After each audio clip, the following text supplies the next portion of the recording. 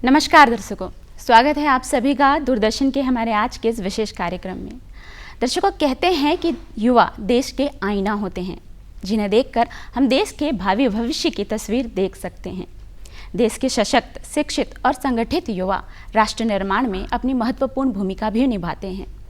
मगर जब हमारे बालक बालिका युवा अवस्था में आकर उच्च शिक्षा की ओर अग्रसर होते हैं, तब उनके मन में बहुत सारे प्रश्न होते हैं कि उन्हें कौन से विषय का चयन करना चाहिए, उससे संबंधित परीक्षाओं की तैयारी किस प्रकार करनी चाहिए और अपनी आजीविका के लिए किस क्षेत्र का चयन करना चाहिए। तो आज हमारे युवा साथियों के मन में उमड़ते इन्हीं प्रश्नों के उत्तर खोजने का प्रयास करेंगे हम हमारे आज के इस कार्यक्रम के माध्यम से। और हमारे इन्हीं प्रश्नों के उत्तर देने के लिए बतौर अतिथि जो शख्स हमारे साथ इस वक्त कार्यक्रम में उपस्थित हैं, आइए हम आपको उनसे मिलवाते हैं। हमारे साथ इस वक्त हैं मानव विज्ञान एवं जनजातीय अध्ययन शहीद महेंद्र कर्मा विश्वविद्यालय जगदलपुर से डॉक्टर आनंद मूर्ति मिश्रा जी। मिश्रा जी विगत 25 वर्षों से जनजातीय के विभिन्न विषयों पर शोध कार्य कर रहे हैं। साथ ही आपके 70 से भी अधिक अंतर्राष्ट्रीय राष्ट्रीय शोध पत्रिकाओं में शोध पत्र एवं पुस्तकें प्रकाशित हैं। तो सर, आपका हमारे कार्यक्रम में बहुत बहुत स्वागत है। सर, जैसा कि हमारा आज का विषय है कि राष्ट्र निर्माण में युवाओं की भूमिका, तो मैं सबसे पहले आपसे यही समझना चाहूँगी, जब हम अपनी कैरियर की बात करते हैं तो आखिर इस कैरियर शब्द से हम क्या समझते हैं? कैरियर का मतलब जो छात्र जीवन में बड़ा महत्वपूर्ण है जी। क्योंकि कैरियर जो है उसकी जीवन की दशा और दिशा भी निर्धारित करता है और साथ ही साथ जो उसका जॉब अपॉर्चुनिटी है उसको भी सुनिश्चित करता है जी। और हम सब जानते हैं कि आज का जो छात्र जीवन है कंपटीशन का युग है। ऐसे में सही समय पर यदि कोई सही सलाह मिले कैरियर के जो उन्नयन में काम आए जी। तो स्वाभाविक है कि कैरियर जो है वो उत्कर्ष पे होता है। और बस्तर चूँकि एक रिमोट एरिया है तो यहाँ पे कैरियर की काउंसलिंग समय पे हो जाए और छात्र उसके महत्व को समझ ले तो स्वाभाविक है कि उसका जीवन जो है बहुत ही अलग प्रकार का हो जाता है। इसलिए मेरे हिसाब से छात्र जीवन में कैरियर का काफ़ी महत्वपूर्ण स्थान होता है। जी हाँ, अभी आपने बताया कि महत्वपूर्ण स्थान है कैरियर का, तो मतलब एक उम्र के बाद जब हम युवावस्था पे आ जाते हैं उसी वक्त ही हमारे जीवन में एक लक्ष्य भी निर्धारित हो जाना चाहिए कि आखिर हमें किस दिशा में जाना है। तो हमारे जीवन में लक्ष्य होना कितना ज़रूरी है? लक्ष्य वो वही है जैसे कि कहीं हमें डेस्टिनी में जाना है तो वो दिशा निर्धारित होती है जी।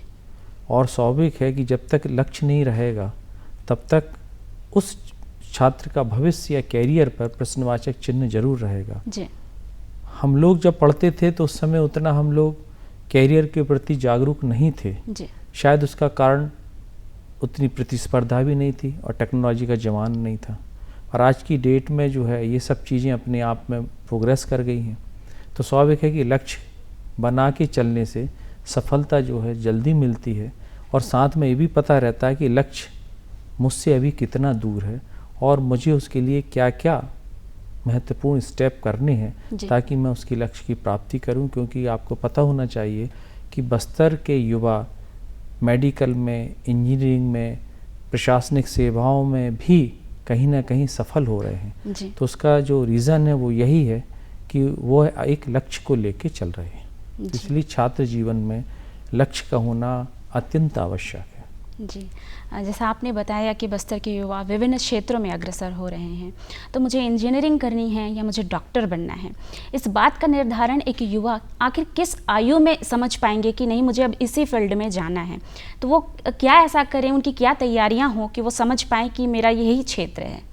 उसके लिए मेरा ये ज़रूर मानना है कि कोई भी आप लक्ष्य को निर्धारित जब करते हैं जी, तो स्वाभाविक है कि उसमें अपनी कैपेसिटी और अपनी अभिरुचि भी बहुत अत्यंत आवश्यक है। जी। कई बार देखा गया है कि पेरेंट्स या किसी के कहने पे यदि कोई उस विषय को ले लेता है जिसमें उसकी रुचि नहीं है तो शायद आगे जाके वो उतना सफल नहीं हो पाता है। आजकल जो अभी रिज़ल्ट आ रहे हैं यूपीएससी के हो रहे हैं चाहे पीएससी के हैं, उनमें देखने में आ रहा है कि जो टेक्निकल नॉलेज वाले हैं वो भी कई बार ह्यूमैनिटीज़ के सब्जेक्ट लेके पास हो रहे हैं। तो स्वाभाविक है कि इसका निर्धारण व्यक्तिगत है कि आप किस विषय को चुनते हैं।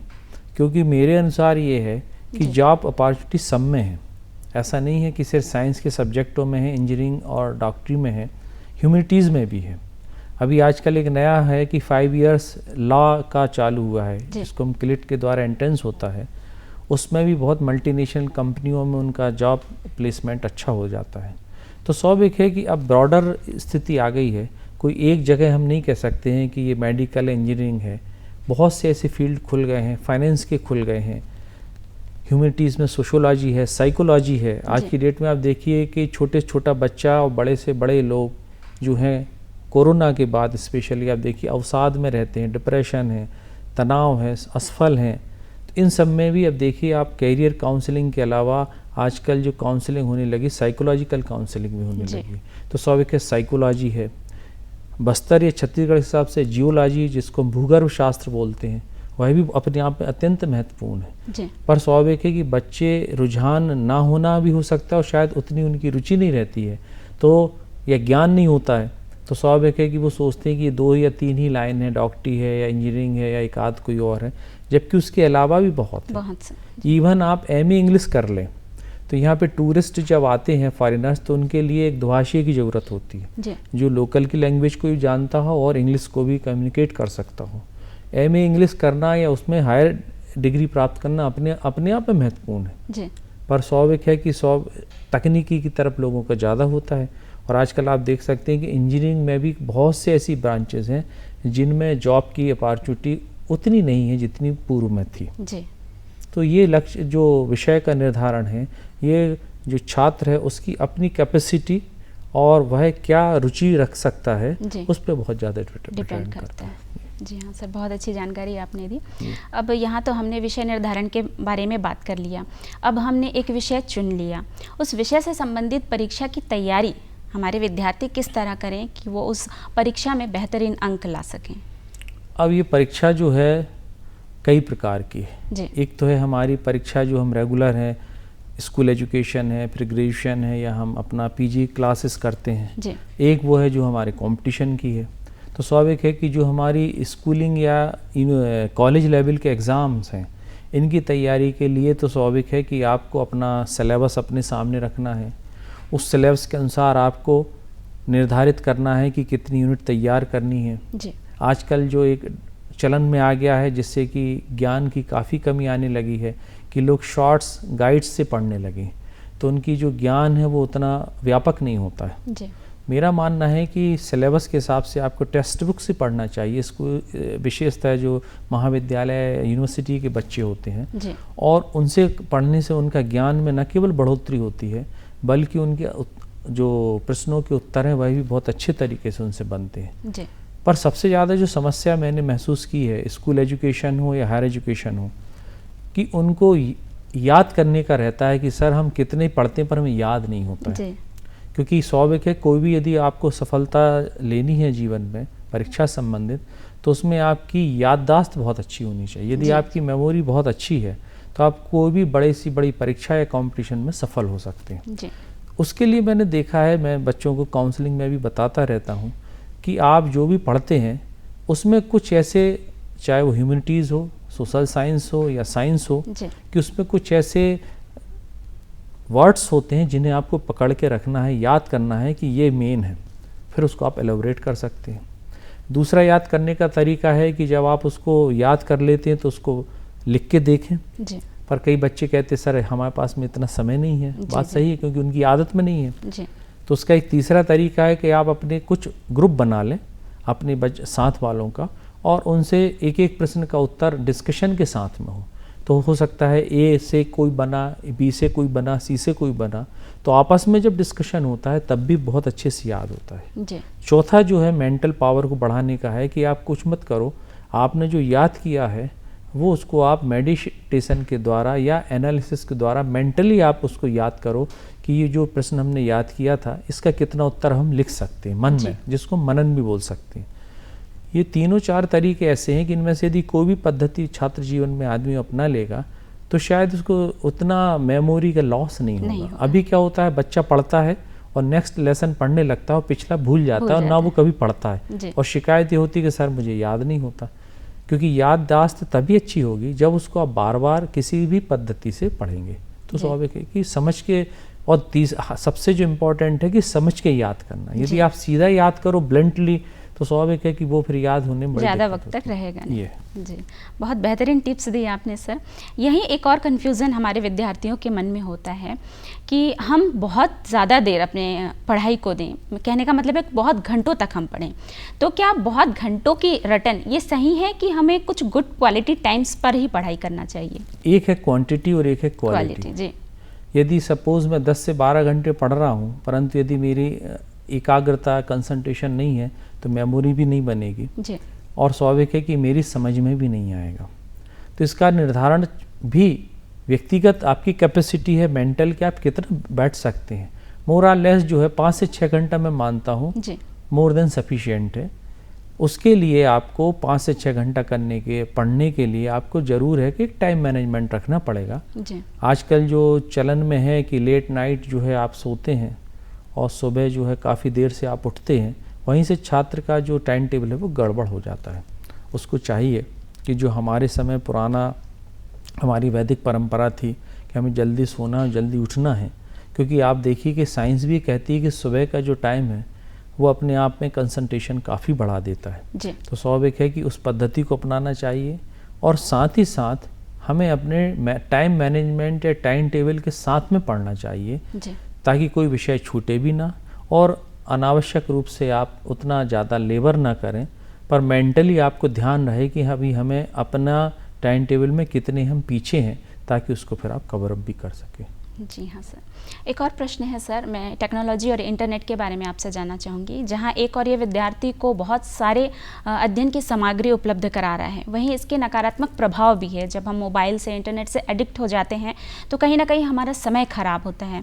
तो आप क्या कहना चाहेंगे हमारे युवा साथियों से कि हम मोबाइल का, इंटरनेट का इस्तेमाल बैलेंस के साथ किस तरह करें? इसमें एक ही बात है कि कोई भी जो होता है इन्वेंशन जी टेक्नोलॉजी में, वो अपने आप में समाज में चेंज लाता है। अब ये हमारे ऊपर है कि हम उसका उपयोग कैसे कर रहे हैं। स्वाभाविक है कि जब कोरोना काल आया तो आप देखिए इंटरनेट, मोबाइल, लैपटॉप, इन सब का महत्व बढ़ गया जी। ऑनलाइन में क्लासेस चली जो कभी सोच नहीं सकते थे। तो ये तो मैं नहीं मानता हूँ कि मोबाइल या इंटरनेट जो है वो बहुत ही नुकसान कर रहा है, परंतु हाँ उसका जो उपयोग है किस सीमा तक है और किस जगह पे करना है, ये अपने आप में महत्वपूर्ण है। हम लोग भी ये महसूस करते हैं कि छात्र जो है इस इंटरनेट और मोबाइल के कारण से समाज और परिवार से दूर होता है, क्योंकि वह उसमें ही अपने व्हाट्सएप है, फेसबुक है, इंस्टाग्राम, इनमें संलग्न रहता है और उसमें कई बार अनावश्यक रूप से अपना समय भी खराब करता है। और वह जब समय खराब करता है तो उसका जो पढ़ाई पे एकाग्रता होनी चाहिए वह नहीं बन पाती है।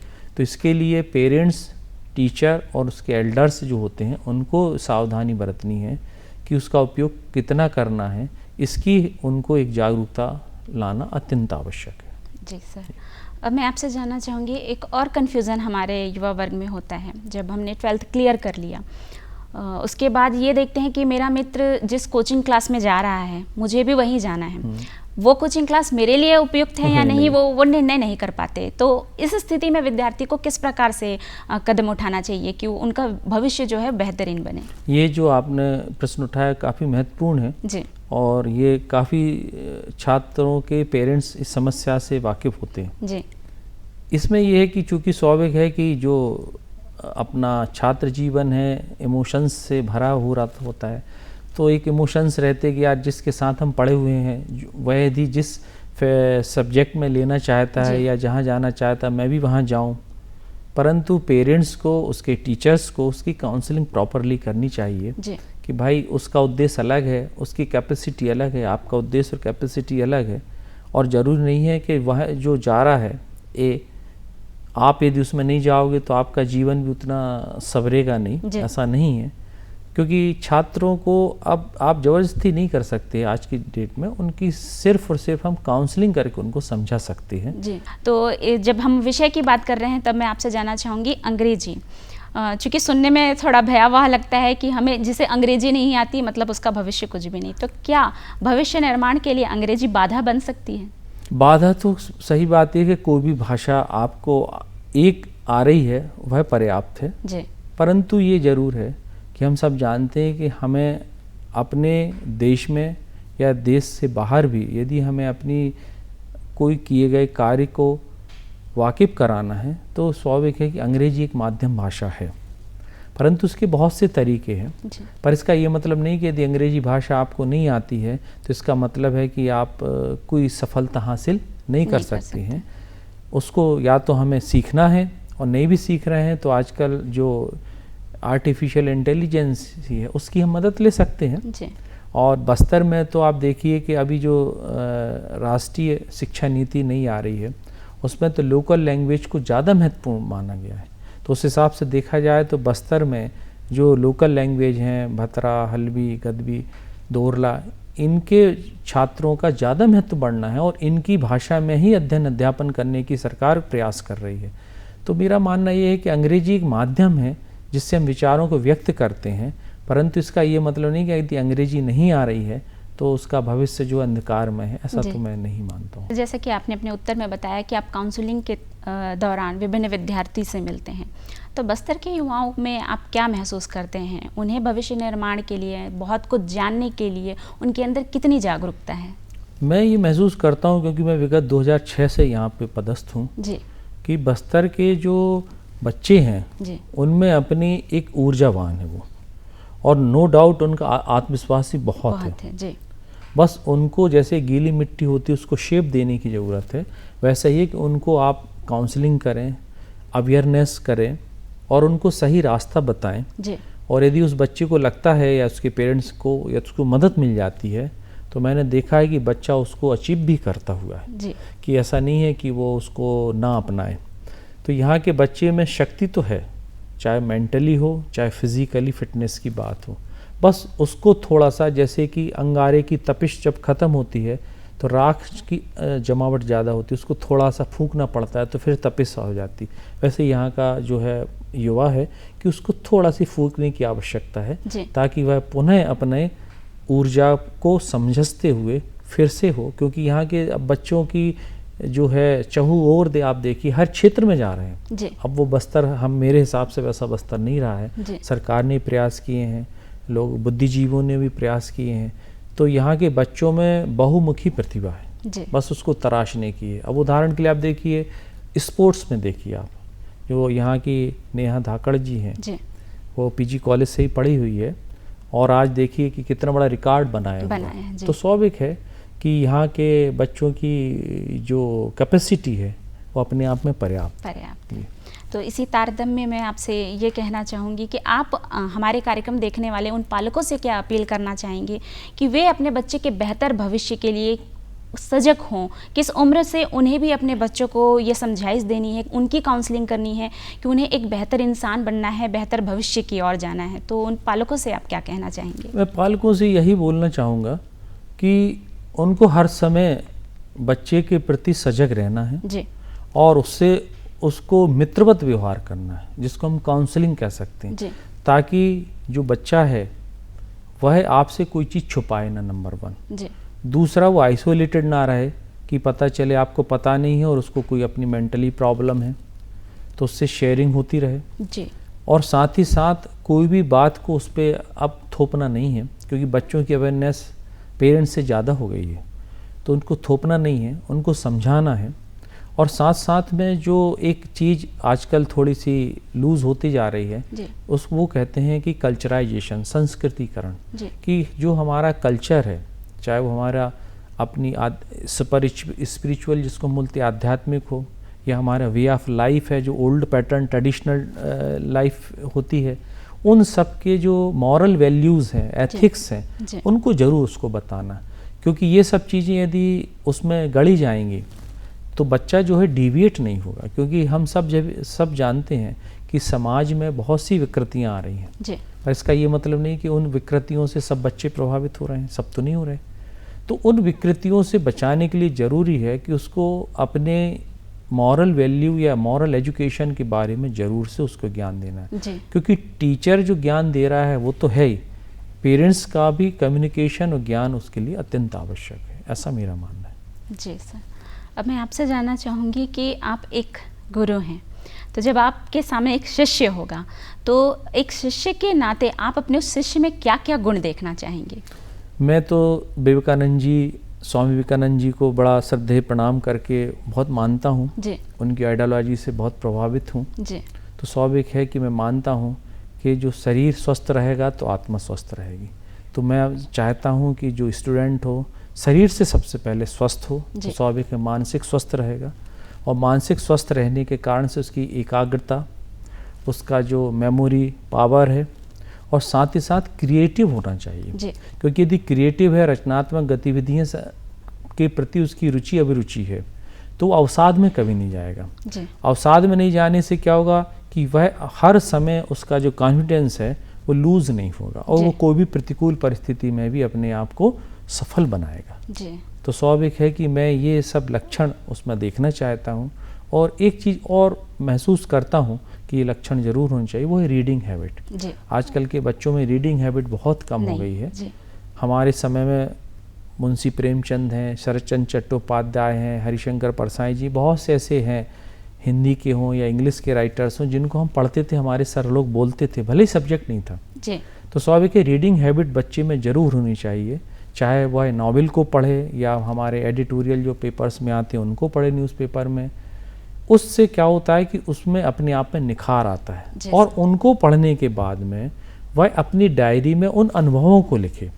तो उससे क्या होता है कि वह समझता है कि वे ऑफ लाइफ में कौन सा हिंडेंस, कैसे हमें उससे भिड़ना है, कैसे समस्या से निकालना है, वह उस परिस्थितियों में उसको काफ़ी मदद मिलती है। जी सर, अब हम निष्कर्ष पे आते हैं। हमने किसी विषय को चुना, उससे संबंधित परीक्षा दी, और यदि हम उस परीक्षा में सफल नहीं हो पाते, उस वक्त विद्यार्थी, उस वक्त युवा बहुत ही ज़्यादा अवसाद से ग्रसित हो जाता है। तो उस परिस्थिति में वो अपने आप को पुनः पहले जैसे पॉजिटिव कैसे रखे? उसके लिए जो पॉजिटिविटी है उसके बहुत से फैक्टर हैं। पहला है उसका टीचर, दूसरा है जिसको वो रोल मॉडल मानता हो, तीसरा उसके एल्डर, पेरेंट्स, और उसके फ्रेंड सर्किल। ये 4-5 कंपोनेंट हैं जिनमें मोटिवेट भी होगा और वो बूस्टअप करें समय समय पे। स्पेशली पेरेंट्स, यदि बच्चा असफल हो गया है तो उसकी असफलता को ध्यान में तो रखें, पर उस असफलता पे बार बार उसको टोकें ना, क्योंकि वो टोकेंगे स्वाभाविक है कि छात्र अवसाद में जाएगा और उसको लगेगा यार काफ़ी ज़्यादा लॉस हो गया है। पेरेंट्स वो वृक्ष की छाया है जिसमें उसको सतत रूप से शीतलता मिलना आवश्यक है कि नहीं बेटा इस बार नहीं अगली बार। और ये छात्र जीवन का सबसे बड़ा है स्लोगन है कि हर आदमी जो है सफलता से उसका परिणाम निकालता है कि आप सफल हुए या नहीं हुए, पर पेरेंट्स और उसके सच्चे मित्र और उसके सही टीचर इससे निकालते कि आपने मेहनत कितनी की थी। तो यदि आपने मेहनत की है तो उसको शाबाशी देनी है, और ये कि भाई आज आप गिर गए कोई दिक्कत नहीं है, अगली बार आए आप फिर से सिलेक्ट होंगे, फिर से सफल होंगे। तो स्वाभाविक है कई बार, और वैसे भी आप देखिए कंपटीशन में फर्स्ट बार बहुत कम लोगों को सफलता मिलती है। जी सर, आपसे इतने सारे बिंदुओं पे बेहतरीन जानकारी मिली। आप हमारे कार्यक्रम में आए, हमसे इस विषय पे इतनी अच्छी बातचीत की, इसके लिए आपका बहुत बहुत धन्यवाद। जी नमस्कार।